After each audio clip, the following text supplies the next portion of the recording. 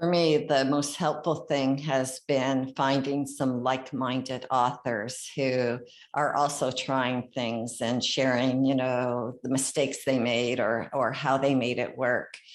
And then vice versa, sharing back with them what's working or not working, or even your learning process. Little things that you learned from one another that make a big difference, I think is key. So definitely like-minded people who are writing, who are marketing, people who are ahead of you on the journey, people alongside and people behind you on the journey, so that you're learning, you're doing, and you're teaching. And all of those things, give you a solid knowledge of where you're going and how to apply it. This is the Morning Tempo Podcast. I am your host, Rabanzo. On this podcast, I have conversations with business owners and the entrepreneurial with the slant toward creativity. It's an opportunity for you to learn with me from people who are finding success in the business world, all intended to make your entrepreneurial journey a little bit easier. Hello and welcome to another episode. It is a pleasure to be in your ears today via your earbuds, your Sonos, your Alexa. Yes, you can hear me on Alexa too. Your car stereo. Wherever you're listening, it's fantastic to be with you. I'm recording from my mobile rig because my permanent rig, my stationary rig, my normal rig is on its way from Panama to Querétaro. Sammy and I recently arrived in Querétaro, Mexico, the landing point of our ongoing big adventures abroad. We left a lot of great friends and acquaintances in Panama, but we do for sure plan to stay in touch and will return for visits related to our residency there, as well as for personal and business matters. Our arrival in Querétaro was a little rough. Our poor pooch, Chico, didn't do too well on his flight over. He had to travel below deck, so to speak. The pet transport folks told us he experienced elevated stress. He was a little weary when we reunited, but he's doing great now. He's already nipped our new house cleaner, so indicating he's very much feeling himself. I arrived with a bit of food poisoning compliments, I arrived with food poisoning compliments of Copa Airlines. That's what I get for eating a coach meal with airline meat, no less. That was compounded by a sinus infection, prompted by allergies. Yep, I was a mess for the first week here. Woe is me. But I'm better now. I'm past that. It's been a couple of weeks here. I'm feeling much better. Hopefully I sound better than I did before, even though you never heard me then. Our friends in Panama sent us off with a lot of going away festivities, one of which was a kind of an all-star music jam that I got to participate in. And if you're interested, you can catch videos of that on my Unstarving Musician YouTube channel. I'll put a link in the show notes for that, not so related to this podcast. But hey, maybe you want to see me playing some drums, prancing around, singing, having a good time. Lyndi Allison is my guest in this episode. She believes that new writers should surround themselves with like-minded creative people. I can totally relate to that. She is one of my favorite creative people. I met her at a beach community restaurant in Panama. It was at that very restaurant that Lyndi told me about an introductory workshop she was hosting. We talked about writing on this same occasion, and she wooed me into attending her workshop. It was a kind of a mini version of her actual workshop. I'm really glad I went. Pre-pandemic, I became a regular of her full workshops, which Lyndi still hosts at a wonderful place she calls home. And her home is also known as Tranquilo Retreat, which is a writer's getaway. You can learn more about that at tranquiloretreat.com. Link in the show notes as usual. Lyndi is herself a fiction writer in the young adult sci-fi genre. Her workshops have prompted works of several fiction, nonfiction, and songwriters, myself included. My first couple of songs were penned there, as a matter of fact. In this conversation, Lyndi and I discuss Tranquilo Retreat, the inspiration for her recently published Summer Triangle sci-fi trilogy, processing grief through storytelling, learning the craft of writing, her publishing journey, and the key takeaways from that publishing journey, and tips for writers, and actually more. You can learn more about Lyndi, her books, and writers' workshops at tranquiloretreat.com. Okay, here is me speaking with Lyndi Allison. Okay, you're ready then, yes? I am. Sure. Ready or not. Lyndi, thanks for joining me for a conversation on Morning Tempo. I really appreciate it. Oh, you're welcome. Glad to be here, Roberto. As we get started, please tell my listeners about Tranquilo Retreat. Well, Tranquilo Retreat is located in a kind of a very lazy beach community called Coronado. And we're very close to the beach, but we're also not too far from the mountains. So we have this great opportunity to beach walk and see the sunrise or sunset, or go hiking in the mountains. Or we can hang out in our Bajío and we can talk about writing and what your next project looks like. What inspired you to create it? A combination of things. My husband wanted to retire somewhere hot, and Panama qualified. And we already had 2 adult children living here. And I know I'm the kind of person that needs to be mentally engaged. And so I wanted to transition into doing something here in Panama that I really love to do. And so I took what I loved most about teaching in high school, and that was helping students write their stories. And so I developed a business with some writing workshops using the Amherst method of writing. And we host writing workshops here at Tranquilo or by waterfalls, at the beach, or in the mountains. And we also invite guests here. And in this way, I get to do what I like to do the most, and I don't have to prepare report cards. So it's working out nicely. Do you miss the kids, or do you like the older kids you deal with now? Oh, I definitely miss young people. I worked with young people both inside the classroom, and I also volunteered in a community with some really creative young people, and I enjoyed them very much. But in this new community, as you know, there aren't very many young people. And so it's been a bit of a transition for me, but I still am writing with those young people in mind. My market for the books that I write, I think about those young people and what concerned them, and I try to write for them. Well, this would be a nice segue then into the inspiration for your writing and your published books, your published works. I read this on your website or your bio about section. It says, while stargazing around a campfire, many children and teens shared the grief they carried, and you were struck by how challenging it can be to help youth who grieve, and were inspired to write the Summer Triangle trilogy. Can you talk a little bit about the setting there for the inspiration, the experiences that you are referring to? Oh, thank you. I'd love to share that. This was many years ago. I volunteered for a camp in backwoods, New Brunswick. And there were children and teens who came on various weeks. And they were children of inmates. They were from foster homes. They were from struggling families. And they had had many losses. And so that 1 week of camp was an opportunity for them to go be in the wilderness, to, hike along the creek, swim in the water, paddle in canoes, and be in nature, but also to hang out with caring adults for a week. And, we sat down and enjoyed meals with them. And basically, we just listened to them. And as we listened, we discovered, that they shared griefs that they hadn't been able to process because there had been so much going on with the adults in their lives.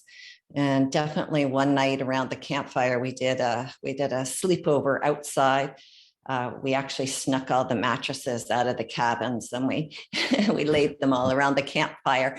And we were just by the campfire looking up at the stars and listening to them. And I felt a little bit, at a loss for words I think it's important to listen to people when they're grieving or they've lost something. But, I really wanted to have something that would encourage them. And I lacked the words. There are so many pat kind of answers we say to people who have loss or are grieving. And one of the things that they loved was storytelling. And we learned many other lessons through storytelling. So that's what inspired me to try to write something. In my books, my two protagonists are both grieving. One is grieving the loss of a father, and one the loss of a baby sister. And I hope through some of the challenges those teens encounter and the way they help each other through their grief, that it's helpful to those who are reading the story. I was about to move from this topic, but this one more thing for the moment, and then I want to talk more specifically about your trilogy. How specifically have you found, or what can you share about how storytelling for processing grief is a good thing, or how it worked in your experience? Well, I've been a long-term writer, a long-term journaler. I don't call writing therapy, but I do find it very cathartic or therapeutic. And so I have written out many of my own stories, and some of those include, my own losses I experienced when I was younger and as I was growing up. And as I did that, I noticed there was a healing going on in my life. And as I began to heal, I also began to become much more acquainted with the good things that had happened in my life.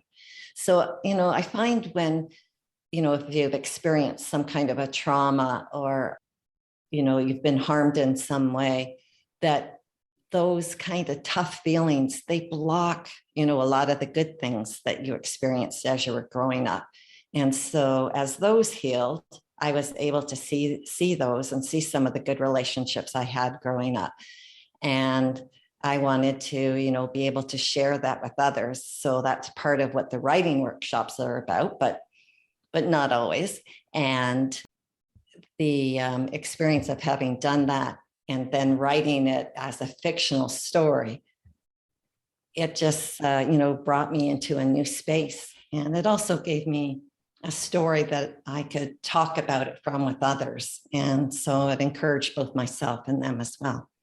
Is that a discovery, or part of that discovery was that made during your time in Panama? And also, can you remind me how long you've been in Panama? Yes. I actually became aware of it prior to being here. There's a really good article that's written. It's called 12 Reasons to Write, that I used to share with my students in the classroom. And I had put this method into effect in my classroom, both for high school students and in adult education, and seeing the benefit there. So I had discovered it before I got here. And I've been here, well, it'll be 4 years in May. Okay. I did not realize this aspect of what you do and who you are, but I can attest to the fact that the setting and the perhaps with the methodologies that you do the workshops at Tranquilo Retreat, that the writing that I've done in there, and I believe what I've seen and heard others do in there, has proven to be a great way to explore the recesses of our memories and minds, and maybe things that we're potentially grieving about or feel some level of loss about. So that's very interesting.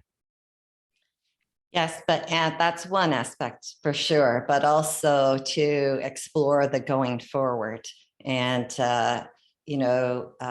entertain new stories that we didn't even realize we had in us to tell. So that's one aspect of the workshops. Yeah, I have seen that too, the latter that you just mentioned.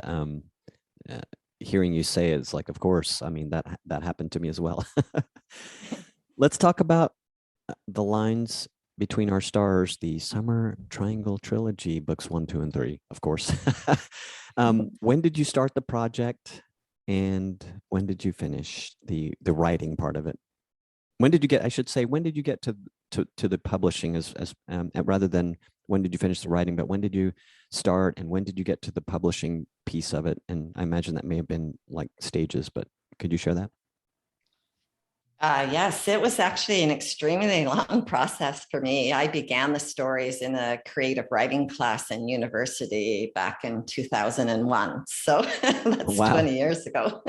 But then, I was raising a family and working, and I wasn't doing the writing or the hard work of learning how to craft a good story. And so in the last few years before I moved to Panama, I began by taking workshops and just learning the craft of writing and, the structure of a good story.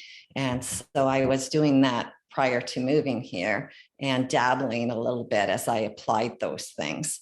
So it wasn't really till I got to Panama that I in earnest pursued the stories, but I was also working on other writing as well. And when the world changed, a little while back, and things got very quiet here, and we weren't going out. I decided to treat that time of challenge as a gift, and to really, focus on producing the 3 stories and ultimately publishing them. And so, yeah, it was in earnest, really, the last 2 years. And then before you tell me about the sort of publishing pieces or piece of it, I want to make a little sort of correction, but to say the titles as opposed to the title of book 1. But book 1, and fact check me if you will, but it's The Lines Between Our Stars, and then book 2, The Bridges Between Us, and book 3, The Clashing of Our Worlds. Did I get it right? You got it exactly right. we're okay. Talk about the publishing piece. When did that begin, and has that part of it kind of come to a close, and now you're onto the onto the marketing aspect of it? It's a great question, because there are really different skill sets. So, there's the writing and crafting and the editing and getting the book ready to be published. And then there's this submission process that you can go through if you decide to traditionally publish. And I tinkered with that a little bit and sent out my story. And I was finding that I was getting, starting to get to a place where the feedback I was getting was more subjective rather than constructive. And so I decided that the book was ready for me to self-publish, which I had hoped to do all along as part of, running the business here. But that's another learning experience. Making sure the document is ready. As your wife graciously beta read for me to make sure the story was ready. Making sure it's edited, formatted, getting your book cover. It was a lot of fun, but it was also a lot of learning. And I found that I actually enjoyed the experience. There were a few frustrating moments. And so I was able to, publish all 3 books in a 9-month period. And it's really important for authors to start to learn the marketing piece. And that's regardless of whether you are traditionally or self-published, because many of the traditional publishers expect some of the marketing to be done by the author as well. And that's just another whole component, another whole skill set. And so, this new experience is about, learning how to, select the right categories for your book and keywords and lots of little niggly business things, which is the other side of my brain. So right now I'm trying to work through that marketing piece and apply those things while I'm writing my next book. I'm kind of going right brain and then back to the left brain and then back again. Before, I have a couple of things I want to ask you about marketing, and maybe more depending on how the answers unfold. But do you think that self-publishing or publishing in general and marketing might become part of what you do through Tranquilo Retreat in the future? I don't really anticipate doing that, although I've guided a few people through the process, and in particular, a Canadian Indigenous woman, her book for an organization in Canada. I was very involved in that process, but I don't really anticipate doing that as a business. I do that as volunteer. This is something that I shouldn't say that about the Canadian book, but for the people who are here, I've done that on a volunteer basis just because it's something I've learned. And I love to share what I learned and see other people take that and run with it and be successful with it. Yeah. So it's not really a goal. There's sort of a middle road of marketing publishing that they call hybrid publishing. And that there are some companies that you can pay to, it's not a traditional publish, but you can pay them to do your editing and marketing. They're usually extremely pricey. I've had people have mixed experiences with that. And so I don't want to become that. I'm more like, this is what I've learned. If this is helpful to you, apply it. And yay, it worked. Yeah. I was thinking of friends that are in music predominantly, but I probably know some that are outside of music that have had this experience where they were helping people like you are, and they were getting the same question about the same topic over and over. And then we're finally like, you know what? It's getting hard to to answer this lengthy, to talk about this big topic ad hoc over and over. So I'm just going to write it down and make it available to people. And in one case that I'm thinking of now, it was actually a book which you're somewhat familiar with, if not somewhat intimately, a book on house concerts, because I exposed you to that because of the house concert you hosted at Tranquilo Retreat that I was involved in. But anyway, I say that all as a foreshadowing to the possibility that you may do so in the future too. The booklet that you're talking about was extremely helpful, right? Because we've been involved in promoting the arts quite a bit. And that was just a fabulous guideline, right? It was hearing an actual experience of someone else and how they had set that up and in trying to model it for the most part after that. There are a lot of people who are marketing, content books and producing them on Amazon. There are many really good ones for writers already. I read quite a few of them and I still managed to make some mistakes. So, I won't say no that I'll never produce a book like that. Certainly, if I saw a niche, that would be really helpful to writers that isn't out there already, I would probably consider that. But it's still not really part of the whole goal. Yeah, sure. I get that. On the marketing aspect, can you tell me if there are any best things that you've learned about it since you started the process of getting your book out there? Well, I would say I'm still very new at it. So I'm new at trying certain things. I would say definitely, setting up the usual kind of social media things so that you can put the word out there. I'm on various social media. I've, contacted various other people who maybe are doing reviews on books and asked them to review my book, and been on podcasts like this. I've had the chance to be in the classroom. I think, I've got a lot more that I can offer there because as a former teacher, I'm kind of accustomed to setting up, what I share for students. So I'm hoping to do more of that because that's exactly where my market is. I found myself in kind of a very strange place in that I used to be a gatekeeper for young adult readers as a teacher and working at a library, but I'm not doing either of those things. So, it's a matter of connecting with teachers, which I've begun to do. I was doing again this morning and sharing the book. There are, opportunities for free promotions. I'm participating in a writer's summit this spring, and there's an opportunity for people via email to sign up for your book. And I'm learning the Amazon ad piece. That's a lot to learn, and but I'm very new at it, so I don't really feel at this stage I could really teach on that yet, except that's another opportunity for promoting books. And it's just putting yourself out there, going to the little markets around here. And I'm also planning a little bit of my own little series on little aspects of teaching of writing, like things like, how do you take a myth and use that to inspire and create a story?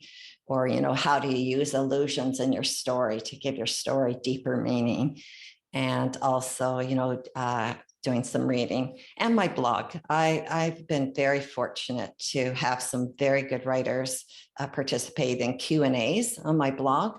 We do that intentionally with some aspect of marketing, towards the end. How are you sharing your books? And I was just very fortunate. A book marketing company contacted me and said, we've got 80 authors, would you consider doing Q&As for our 80 authors?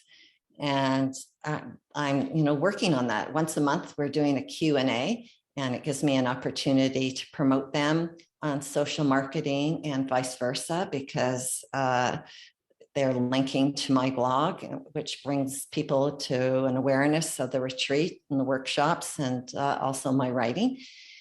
And I'm learning so much from them because they're so open to sharing their experiences. So I see it as an ongoing journey that I think will build over time. And I feel like I'm still quite new in that process, just having published. Oh, I love that. It sounds like an actually inadvertent tip offering there. Because something you started doing, I don't know how planned it was, but something you started doing in the blog interviews or Q&As turned into that neat opportunity. I think that's really neat. I thought so too. Felt very grateful for the opportunity. Yeah. And I have seen you doing and trying various marketing strategies, and I'm impressed. You've been, as you said, getting out there and doing some nice things online. I was looking at some of the promo videos you did for the Trilogy, and all very nice. And even the things I can't see, but I hear about, or, we've talked about, are really cool. And then what would you say, speaking of things you learned or tips, but I understand you consider yourself very new at it, and I guess for all practical purposes, you are on this whole marketing a book thing. But what's the best tip or tips on marketing a book that you have to share with other writers, or maybe do share with other writers? For me, the most helpful thing has been finding some like-minded authors who are also trying things and sharing, the mistakes they made or how they made it work. And then vice versa, sharing back with them what's working or not working, or even your learning process. We have a Facebook group we call the YA Author Tribe. And, in sharing about marketing on Amazon ads, I was talking about how, when you promote your categories, you have to promote your categories for every market. And a lot of people were thinking you just had to use that for .com, and it transferred to .ca, and it transferred to the UK market and the Australian market. But no, you have to go and do that for each of those markets. And for some, that's a missed opportunity, because when you market to just the American categories, those categories aren't in those other markets. So your book is not coming up on the searches. So, a simple thing that isn't obvious, and it takes a little bit of work, but if you don't know about it, it's a missed opportunity. And, we learn these kinds of things from one another. And, my question this week on that page was, Amazon gives you 2 categories, but you can actually ask so that you have 10 categories, to know, can you do that just for your title, or can you do 10 categories for your ebook and for your paperback and for your hard copy? Because then suddenly, you're broadening the search for your book. And, you can do them for all of them. But, originally I was thinking I could just do them per title. And, again, that could be a missed opportunity. So little things that you learn from one another that make a big difference, I think, is key. So definitely like-minded people who are writing, who are marketing, people who are ahead of you on the journey, people alongside and people behind you on the journey, so that you're learning, you're doing, and you're teaching. and all of those things, give you a solid knowledge of where you're going and how to apply it. Lyndi, can you repeat the name of the Facebook group that you mentioned? Oh, it's called YA Author Tribe. I write young adult literature, so it's a private group because the group came together at a certain convention, but there are many good Facebook groups, and certainly people could request to join that one if they felt it would be helpful. Okay, great. Yeah, I was hoping so. I'll put that in the show notes. Well, as far as people who want to learn about what you're doing on the author front or the Tranquilo Retreat front, can they learn about both of those at tranquiloretreat.com? They can. So the page is set up for those who would like to come to Tranquilo and write. And we arrange that according to a writer's needs. So we have people who are coming who, think they might have a book in them to write. And they come for a week and explore that and sometimes start their writing. And there are a few who, they have a work in project and they just need a space to hole away in and be focused. And, they go in the casita and we might see them at mealtime, and then, there's opportunities to jump in on the workshops that are being held here, which, they have the option of opting into or not. So you can definitely find out about the retreats. The workshops are both online and in person, so they're available there. There's a resource page. I'm starting there on the method in case people want to try the method on their own and for teachers as well. And a books section. And the blog. So all on the website, tranquiloretreat.com. Very nice. And I can attest to what a wonderful environment it is there. And you and your husband, Lowell, are great hosts. And you never know what artistically or creatively may occur there if you're there. So check it out at tranquiloretreat.com. Linda, thank you so much for joining me. This has been a fun conversation. I love what you do. I hardly have to, on this podcast, I'm trying to explore the intersections of business and creativity, but I think your story just sort of makes it very apparent. Oh, thank you. I've enjoyed being here, Roberto. Thank you. Yep. We'll talk to you again soon. Okay. Ciao. If you've listened to this podcast before, you may have gathered that Morning Tempo does web design, specializing in functionality, user experience, and security. If your business or nonprofit is thinking about a new website or redesigning the one you have, contact me for more information. You can find my contact info at morningtempo.com. I'd be delighted to discuss your project, answer questions, provide a quote. I'm here for you. Again, visit morningtempo.com to contact me about your next website project. Please help other creative entrepreneurial types find this podcast by following us and/or rating it on your favorite audio platform of choice. It really does help. If you like what I do on this podcast and would like to help me do more with the podcast, please sign up for the Morning Tempo Insiders community newsletter. You can do so by visiting morningtempo.com.